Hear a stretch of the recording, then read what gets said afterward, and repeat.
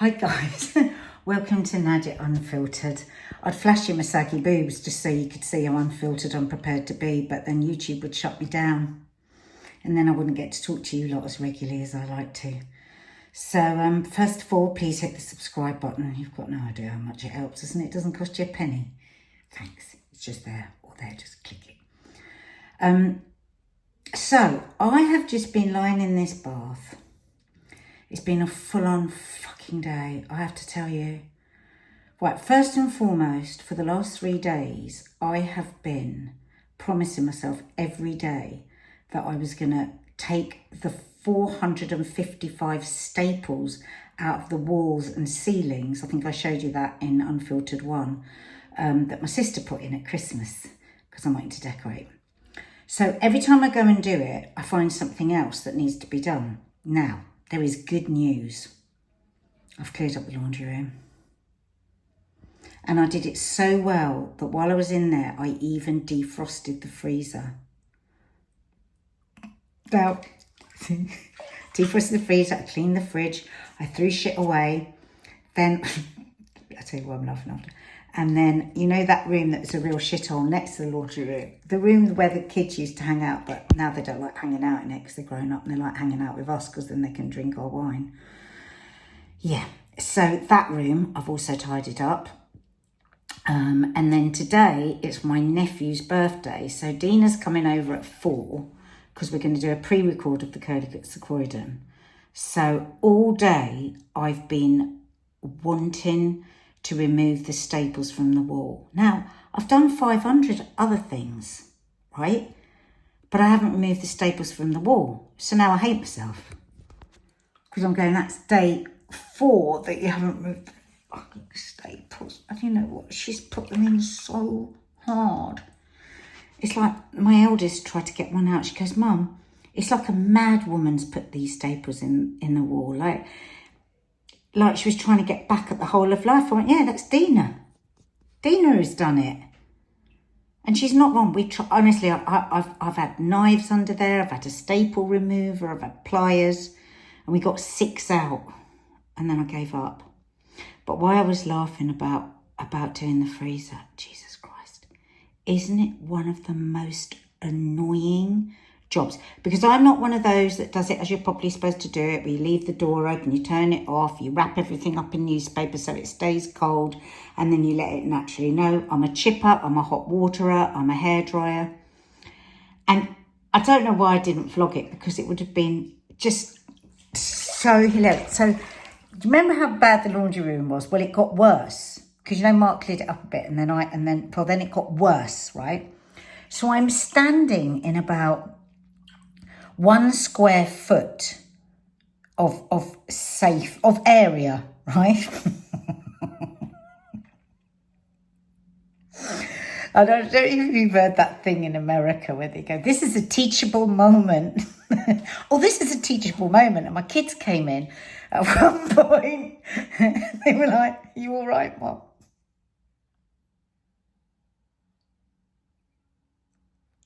Because of the amount of noise that was going on. And I thought, oh God, this is a teachable moment. So I said, listen, girls, I said, this is something you've never had to do. And what I don't want you to do is be renting a flat one day or sharing a house and you think, I'm going to go and defrost the freezer because I can get fuck all in it anymore. Like, I can't, because Mark uses it for the dog food. And you just keep packing it in. He doesn't close the door properly. Anyway, sidebar. So I said, you know, it's really important that you just let it defrost and don't be digging into it because you can hit an element. And one of them went, what do you mean one of the elements? Like Earth, Wind and Fire. I went, no, there's elements like the kettle. So you just got to be careful because then the fridge can leak and then CO2 gas. And anyway, the more I was talking to them, the more I realised I did not know what the fuck I was talking about. But I styled it out. Anyway, then they went back in the other room. And I've got my headphones on, right, listening to a podcast.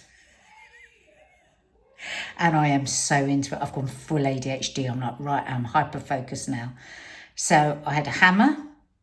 I had the pestle and mortar, the pestle bit of the pestle and mortar. I had the carpet shampooer, because that was helping me suction all the water from the boiling kettles that I was pouring in there. And I had a palette knife and a knife, right? I'm talking about, it's a smoke freezer. I'm talking about there was that much ice, top and bottom. I'm hammering, I'm blow drying it, very dangerous. Don't do any of these things that I do. This is a teachable moment. And on and on. And then they came back in and they went, Mum, what the hell are you doing?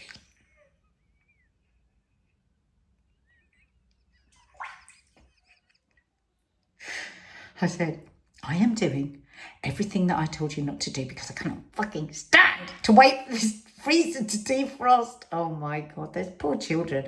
I don't know how they're going to go out into the world. I've prepared them for nothing. Absolutely nothing.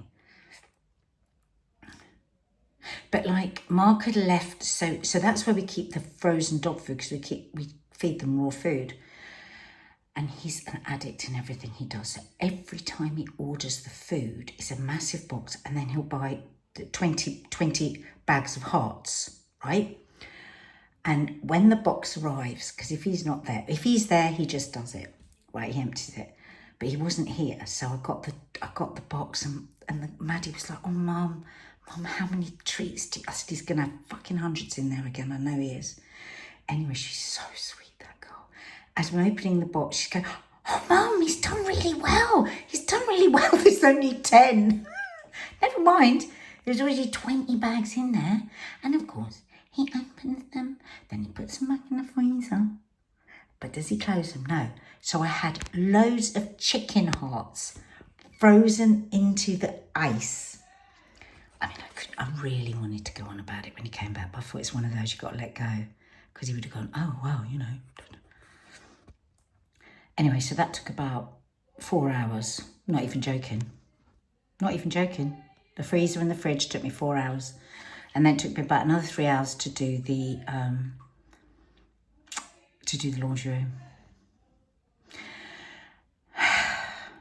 And then it got me thinking, because when the girls came back in for like the 10th time to check if I was still alive, because they were very confused by the fact that I was doing everything that I told them not to do because it's so dangerous,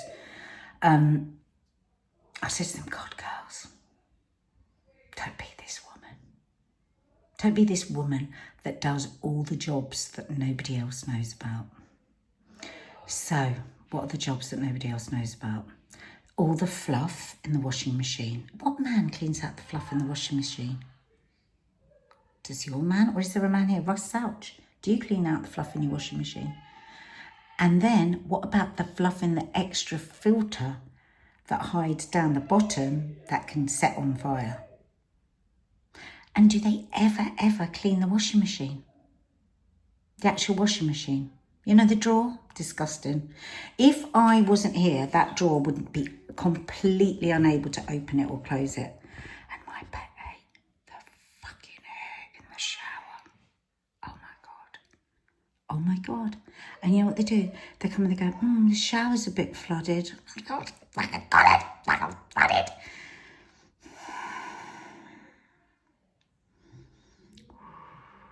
Nobody ever scrubs the toilet, do they? Why do we do it? Why do we do it? I think it's just, I mean, it is actually our own fault, isn't it? Because we just go, "It's just easier, I'll just do it." And the toilet rolls piling up, piling. That no bathroom bin has ever been emptied by anyone other than me. And today, I was emptying the bin in the downstairs bathroom, and what did I find in there? And remember, it's a tiny bin. It's like this big. A fucking empty can of lychees. And I said to the kids, "Why is there a can of lychees in the bathroom?" And they went, "That'll be Dad." I said, "Is he eating lychees in the bathroom now?" This guy's getting weirder and weirder. Oh God, people are coming upstairs. "You right, sweetie?"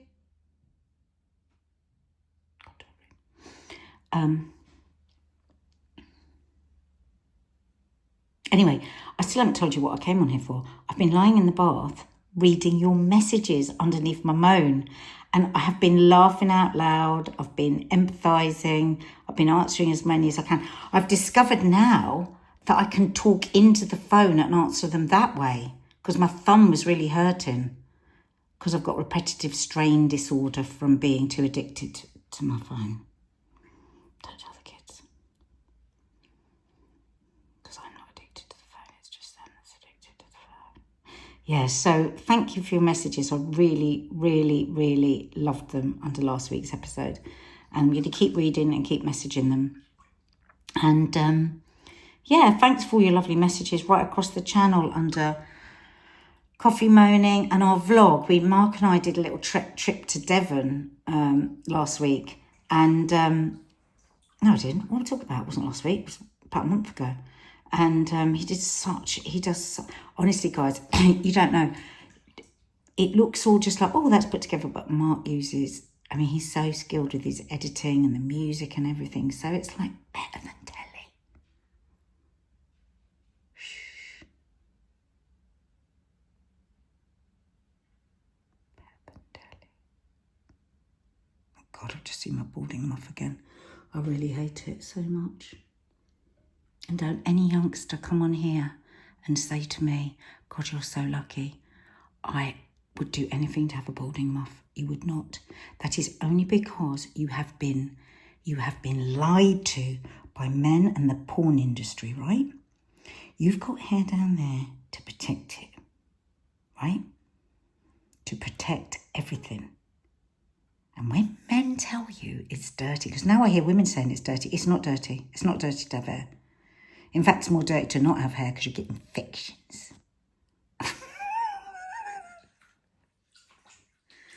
Listen, I think men that like no hair are weirdos. It's just not right. Why would you want to look like a prepubescent child? That's what you got to think. Just say to them, I am not taking my muff off. Have me have my muff. And then you'll be able to tell whether you've got a real man or not. Because I think the man that fears the muff fears the woman. And the man that fears the woman will not be there through sickness and health. I wish I could tell you. I mean, it's way, way, way too awful. I can't tell you this thing. But not even in Unfiltered can I tell you this thing because it's so awful.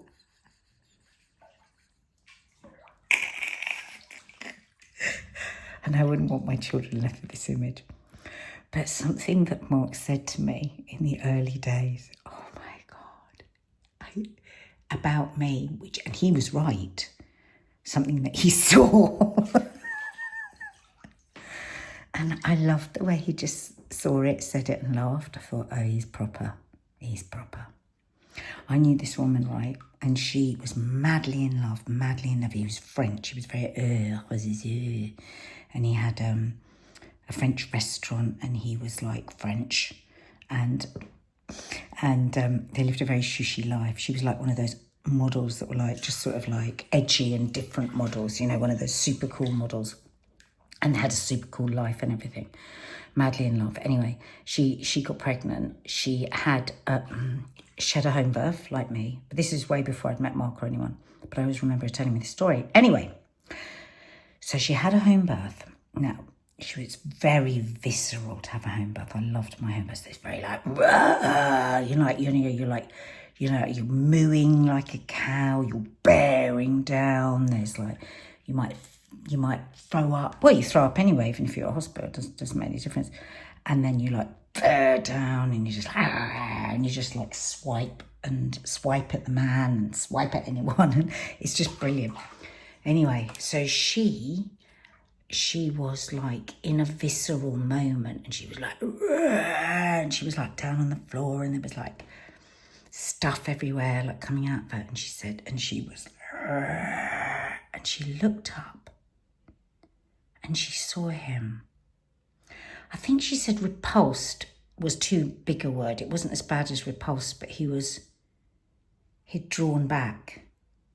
And she thought, right in that moment, she just thought, no, you don't want real intimacy. Because real intimacy is to have it all in it. So think on that the next time you're going to have your bush ripped out. Who is it really that's telling you that you don't want your bush? Is it you? Or are we being manipulated by porn and by men? And honestly, if I could, I'd get a merkin. If I could, I would get a wig. Oh, I'm just stretching my legs. Oh. Oh. Right, I've got to go because I've got to go and do the curly squid, and we're doing that as a pre-record before we do the birthday dinner. Life is always very busy in this house. Anyway, I'm so starving now.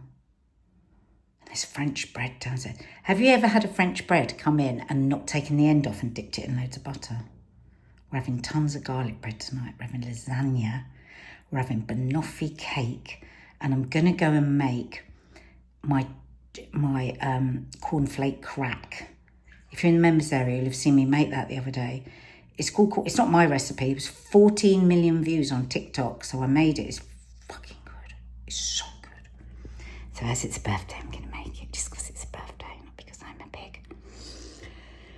Anyway, it's been great spending time within the bath. You never know. Maybe we'll get to a point in this world where me showing you my tired old tits just as a matter of helping you feel better, not for any sort of pornographic reasons. Yeah, maybe we'll live in a world one day where they'll just go, okay, they're breasts, they fed a baby. She's just showing other women so they don't have to feel bad. But we're not there yet, are we? We're not there. Please hit the subscribe button. It really helps us. Bye, guys.